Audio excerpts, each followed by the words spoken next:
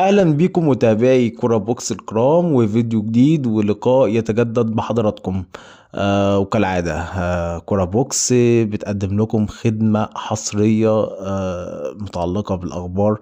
بنجيب المعلومة يا جماعة من قلب الحدث، بنجيب المعلومة من مصدرها، وانتم بمتابعتكم لينا تتأكدوا ان كل المعلومات اللي احنا بنقولها مظبوطة 100%. عندنا شبكة مراسلين في كل مكان. وخلونا بس ندخل في الموضوع اللي معانا النهاردة. هو متعلق بمحمد حمدي لاعب الانبي المعار للزمالك. خليني اقول لكم ان مبدئيا بحسب مراسلنا في النادي الاهلي فالاهلي حاطط محمد حمدي من ضمن اختياراته الاولية في مركز الظهير الايسر. الاهلي حاطط عينه على محمد حمدي، وده جرس انذار لنادي الزمالك. هو واخد اللعيب اعاره، مفيش بند احقية شراء، فيلحق بقى من دلوقتي. لو هو متمسك باللعيب يلحق يخلص، لان المعلومه اللي عندنا ان النادي الاهلي حاطط محمد حمدي اختيار اول من بين المصريين لتدعيم مركز الظهير الايسر. طيب هتيجي تقول لنا ان الاهلي عنده اكتر من ظهير ايسر، هو على الورق ولكن مثلا يحيى عطية الله هو معار، وممكن جدا الاهلي ما يجددش ما يفعلش بند الشراء. علي معلول لسه مش متأيد ومش معروف هيرجع امتى. كريم الدبيس لوحده في المركز ده، كوكا بيتوظف احيانا في المركز ده. فمستقبلا الاهلي هيحتاج ظهير ايسر مصري مش اجنبي.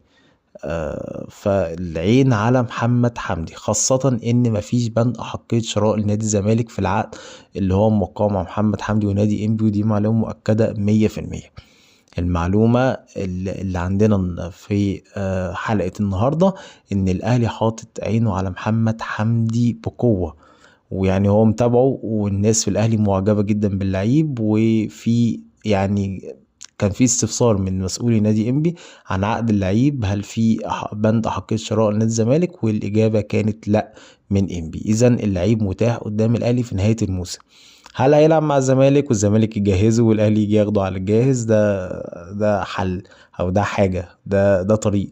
هل الزمالك يقدر ان هو يقنع اللعيب ويقنع انبي بتوقيع العقد ويكون موجود معاه بشكل نهائي وبشكل رسمي؟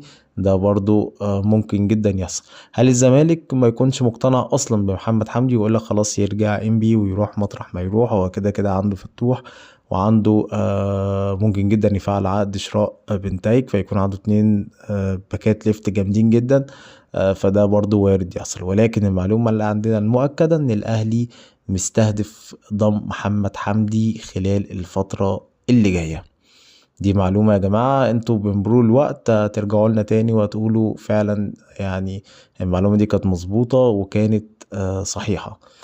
انتهى الفيديو بتاع النهاردة، نشوفكم في فيديو جديد بكرة ان شاء الله. وكالعادة كرة بوكس، خد الخبر من عندنا. صباحكم مساءكم زي الفل.